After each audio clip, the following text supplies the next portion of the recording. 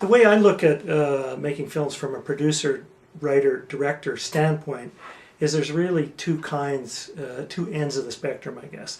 There's the M. Night Shyamalan from Sixth Sense and all of those films, and to some extent Hitchcock, who knows exactly what he's doing before he even picks up a camera. He writes every single shot, storyboards every move, and he considers his film made before they even start rolling film. All he has to do is film it, and doesn't leave any leeway for the actors. On the other hand, someone like Robert Altman, who is more into improvising. He lets the actors, he gives them, or Woody Allen is a great example of that. They know where the storyline is going, and they give the actors the freedom to work within a certain idea of a scene. For me, I tend to lean towards the more organized sort of style. I think one of the worst things you can do as a director is get your group together and then not know what you're doing. I mean, sometimes it's great to just free flow and get some creative stuff, and that works in certain situations. But I very organized when I go on set. I know every shot. I have a shot book. I have a timeline. I know exactly what we want to do that day and where to go and how to do it. But within that, that's when the creativity starts. Is we set it up and then it happens. So I guess I believe in filmmaking the script has to be strong and solid to begin with. I'm not an improvisational kind of guy, and you have to cast it right, and you have to approach it right, and that's the best way to work for me. Probably the impact of the digital world on filmmaking is probably one of the most profound of any of the arts. Because when I was a teenager, I bought my first little camera. I had to load it with film. I had to wait 3 weeks for the film to come back. It was expensive. Then I got a 16mm camera, even more so. But nowadays, anyone with a $300 handy camcorder, and a computer, which all come built with editing software, can make a very decent film. You know, it's really opened the entire industry up to anyone who wants to make a film, and all the DVDs and all the special features on movies that you get. It's like going to film school. So I didn't have any of that. There was hardly any even books on filmmaking. So the digital technology, the digital world has made a huge difference, and it has changed everything. Not only just the Hollywood blockbusters like Transformers and so on, the amazing things they can do digitally, but just even at a level here in Red Deer, and the motion picture arts program and things like that, or just someone in high school. I've seen some high school films that are amazing, just with the little bit of digital equipment that anybody would have. And if I could turn back time or jump forward, I tell you, I would have loved to have had this technology when I was a teenager. So one of the good things about being a filmmaker at this time in this kind of a world is that there's a lot more opportunity to show your work in a digital sense.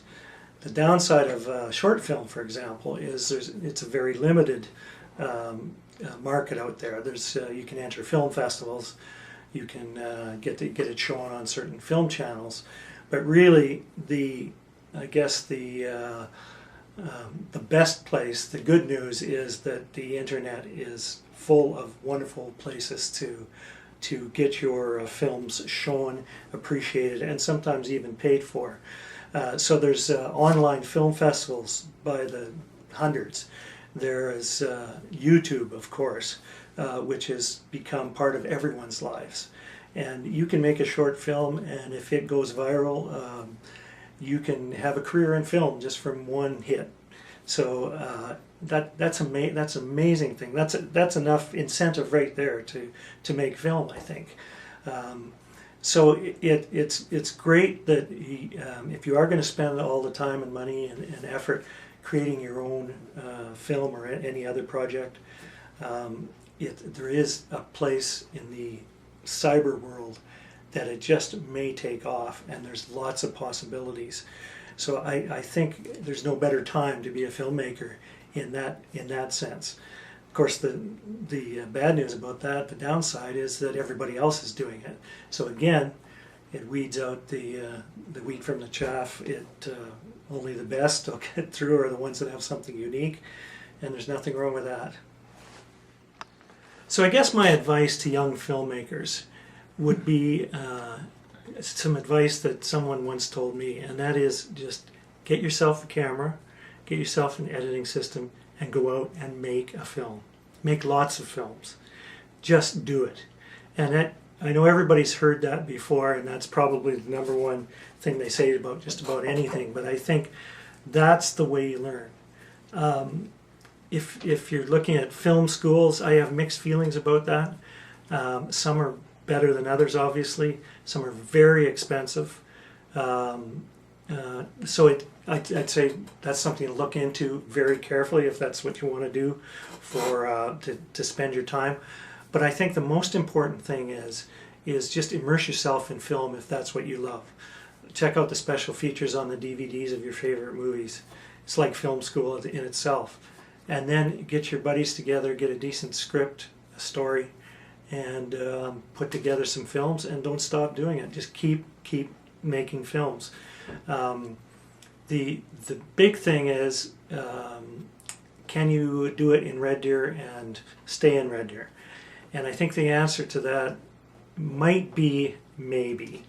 But I think to really have a career in film, you have to go where the action is.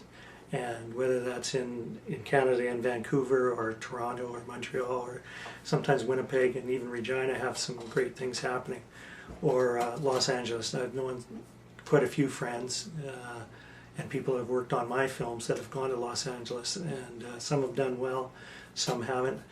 But I think if you're very serious, first of all, learn your craft, whether it's through experience, through making mistakes and making fun films, or going to school.